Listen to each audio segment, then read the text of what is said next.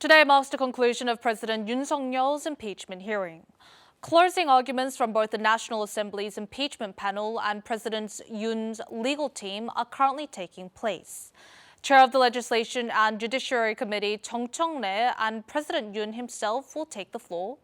With keen interest, all eyes are now on President Yoon's final testimony.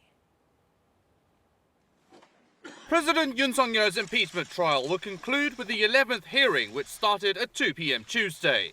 This comes 84 days after martial law was declared and 73 days since his impeachment motion was passed. In the final hearing, the National Assembly panel and Yoon's defense team are laying out their closing arguments for 2 hours. Afterwards, they will give their closing statements. The speakers will be President Yoon and Jung Chung-rae, chair of the National Assembly's Legislation and Judiciary Committee, who serves as the lead impeachment prosecutor. There will be no time limit for the closing statements. Eyes are on what Yoon will say, being the first ever sitting president to deliver a final testimony in court.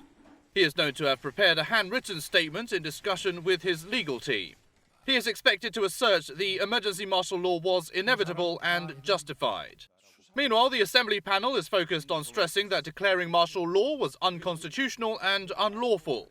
After the final hearing, the court will begin a meeting to gather the opinions of its justices on Yoon's impeachment. Once a vote is held and a conclusion is reached, the Chief Justice will draw up a verdict based on the majority opinion. The minority opinion will also be included in the document, which will undergo revisions and finalization. In view of past impeachment trials of former Presidents Roh Moo-hyun and Park Geun-hye, legal circles believe the ruling will come as early as mid-March.